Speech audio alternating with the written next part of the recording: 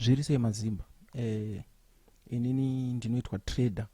Ndini ndichange ndichikudzidzisai forex kusvika makuita sei, makunzwisisa kuti zvinofamba sei. Vakawanda vanenge vachiti forex ibetting, forex dzakafanana nekandege, but sandizvo. Forex dzakatosiyana nezvese zvegambling zvinoita sei zvinenge zvichitaurwa, handitika. Saka pascreen panapa muri kuona anonzi macharts, handiti.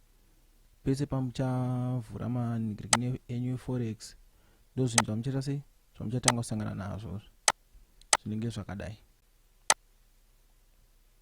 Saka mune muchiona anonzi macandlesticks, handiti. Ndo chinhu chekutanga chaunofanira kuziva kuforex kuti zvinofamba sei panyaya dzemacandlesticks nezvaanoreva, handiti. Tichatanga kuona macandlesticks egreen nered. Egreen anongoratidza kuti market iri kufamba ichienda mudenga sezviri kuitika panapa. Paarea panapa market iri kufamba ichienda mudenga, ndosaka ari green, handiti. But sepanapa market yakafamba ichienda pasi, ndosaka ari red. Saka musazonyanyotye zvenyu kuti zviri kumbofamba sei, handitika. Nekutamba nawo muchimatamba nawo nguva nenguva muchapedza maita sei, mamajaira makumanzwisisa, handitika. Saka zvinoitika ndezvekuti why rakanzi candlesticks. Candlestick zita rachona rakabva pazita rekenduru. Kenduru ratobadza rei kana magetsi aenda, handiti. Nyaya yekuti pane kamuswe nechimuviri ichi, handitika. Kamuswe ndo katambo kai katunobatidza kachiona kai kubva kati pamwenje. Saka regai ndikuradzei panapa.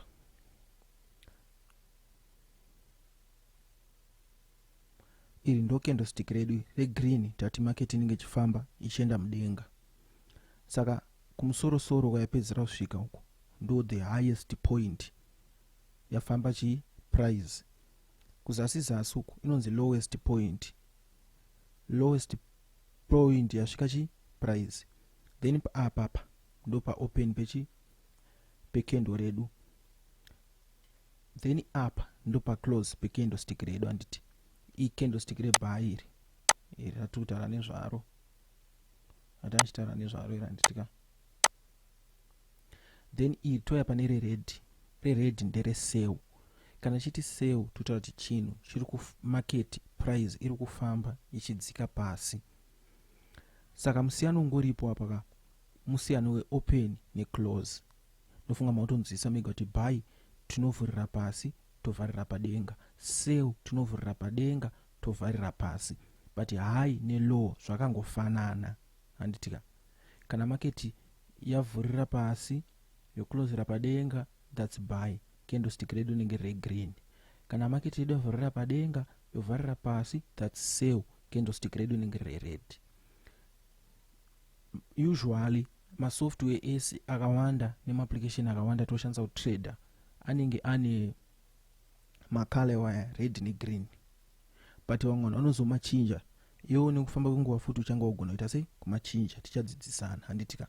Rege tidzokere kuchart tinotaura nezvemacandlestick nemamwewo zvatinoona kuforex mapatterns andinoda kuti tiite sei tigare tataura nezvawo pathis video. Right. Anomuona mugadziro uri kuita macandlestick edu, handitika. Ndo mufambiro unenge chita price. Mukatasa kuside kunoko uku kune mouse yangu uku kune namba dzakanyorwa negreen inzonzi 2.222 chakadaro dzikutamba idzi ndo price. Andimuona ndo mufambiro inenge ichiita zvainenge ichiita ichifamba, right. Then apa tataura nezve macandlesticks, handitika. Macandlesticks anosiyana masize.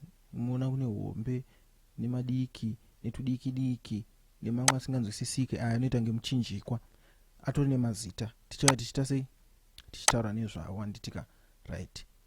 Iko zvinozvi tada kutaura 3 different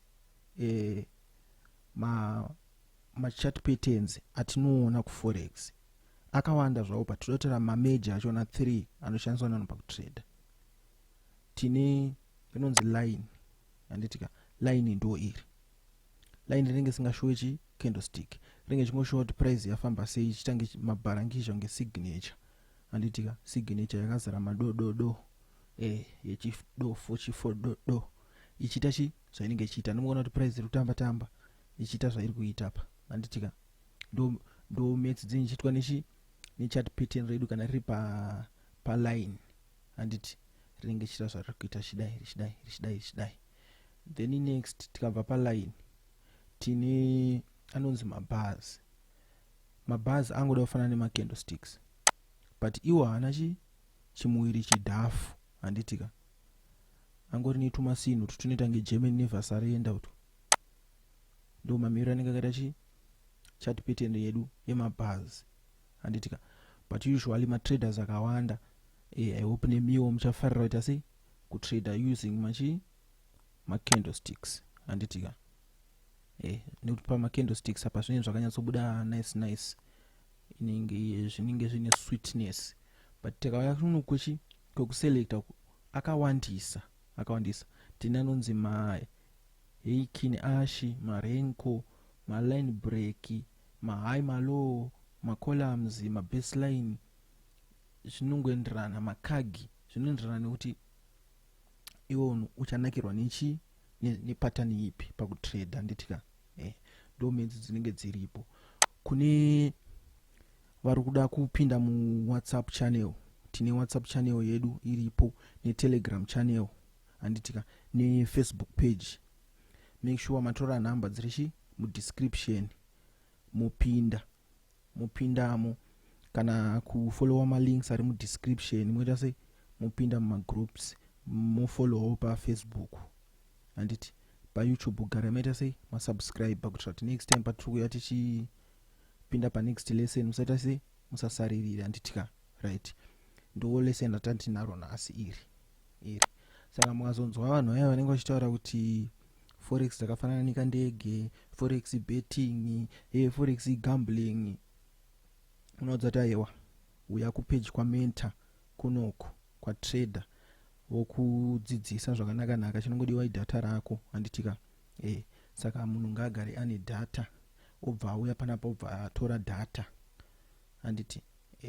Nekufamba kwenguva ino kuti wakawanda watadza kunzwisisa kuti zvofamba sei, munodzokorodza video moshareawo to your family and friends handitika.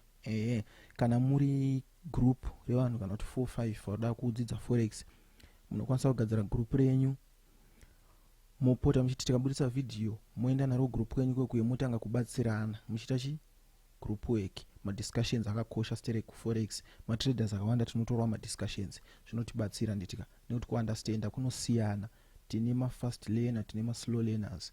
Saka tenchi kubatsirana Mwari kudenga achita sei vachitiitira zvakanaka handitika.